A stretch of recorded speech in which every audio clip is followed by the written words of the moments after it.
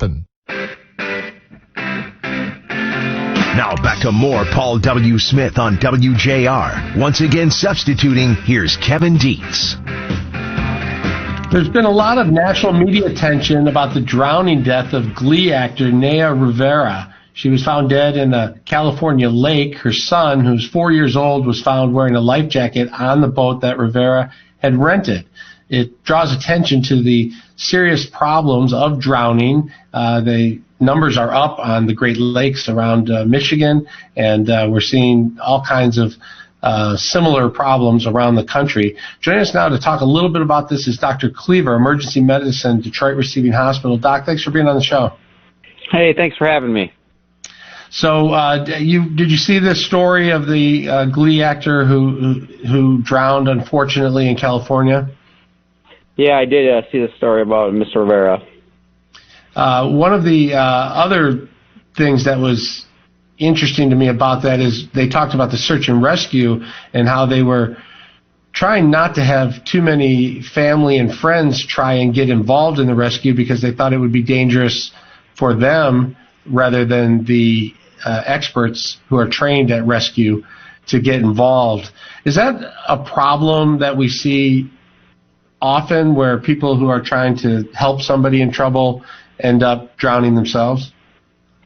Yeah, it's one of the bigger things when you talk about, the boating safety council, and it's a pretty standard rule. When they talk about trying to rescue somebody, they use the phrase "throw before you go."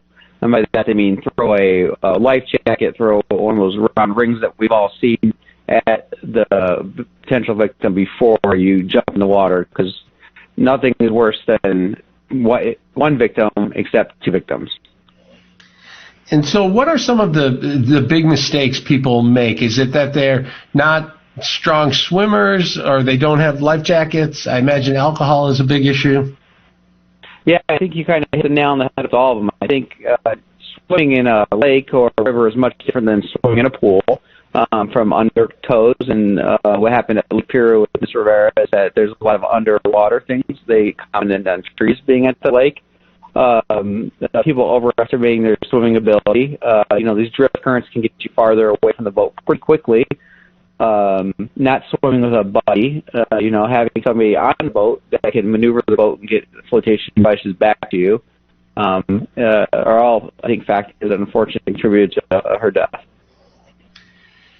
And so when you talk to young people about, safety, boating safety, what are the things that you recommend people do before heading out to the lake? And one other thing I was hoping you could touch on is the Great Lakes. I was talking to somebody and they said there's actually an undertow like the ocean. You can get pulled back on the Great Lakes much like you can in the ocean.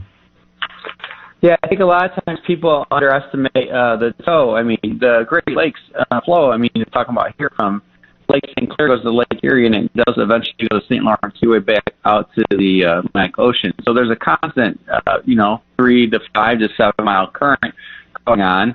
If you do find yourself in a tow, I think the biggest thing is to relax and float with the current instead of fight the current. Water is a very powerful presence that can pull you despite your best efforts, and if you are a very strong swimmer. I will encourage people in any open water swimming environment like that to wear a life jacket. Life jackets save lives. Most of the victims do not have a life jacket on. And to recognize the sounds of drowning. It's not like Jaws where people are thrashing around a lot of times. It's pretty silent, and people hyperventilate, and they just have their head above water, and they're fighting to stay above, and they usually don't have the energy to yell out for help. So that's where I really would encourage people to make sure that every pair of eyes on the boat has eyes on the people in the water. Yeah, there was a case this summer up near the Sleeping Bear Dunes where people were swimming out to a sandbar. You're on the beach, and then you swim through some deep water, and then there's a sandbar where you can stand up, and people were trying to get out to the sandbar, and one of the young men swimming out there just wasn't a strong enough swimmer to get there and ended up drowning. And it's just a reminder that you need to let the people you're with, your friends, know if swimming isn't your strong suit. Yeah, I think it definitely is. I know it's sometimes hard because people want to be with their family and their friends. And I think that people should it's okay, to not go, and it's okay to wear a life jacket if you don't feel comfortable. Back in the life jackets, we said 80% of the victims were not wearing life jackets. So it's a pretty big problem. And, this is the best time in the year, in my opinion, for the Great Lakes to get everybody out in the boats and in the water and get away from the heat. And even more so, swimming outside can be a very safe, socially distanced thing. So I understand why people want to do it, but just make sure that they do it safely. And I guess people should really have life jackets around their home pools as well. We don't talk as much about that, but we do have drowning deaths every year in backyard pools too. Yeah, the drowning rate at home compared to open waters and lakes is about 10 times. A lot of people die at home, and I think it comes to the same problems: alcohol use, lack of swimming ability, not wearing life jackets, lack of supervision. I think those are all things that contribute. Unfortunately, my family, my youngest sister actually was in a near-drowning accident back in 1986, and she's still quite handicapped and lives at home with my parents, and she's in a wheelchair bound from the accident. So, and that's what happened. She unfortunately got in the pool, and things changed in an instant. Yeah, I'm sorry to hear that, and that is the key, that it happens in an instant. You think you can be prepared. You think you have eyes on the pool or the lake or the situation, and it happens so quick that you have to be prepared and have your plan beforehand, before an emergency happens. Absolutely. All right, Doctor, thanks for joining us on the Paul W. Smith Show. We appreciate you spending some time and helping people with tips and reminders so that we can keep people safe this weekend. It's a good weekend for that. It's going to be 90 degrees this weekend. A lot of people will be hanging out and playing in the water, so hopefully we'll help keep them safe this weekend. Thanks for being on the Paul W. Smith Show.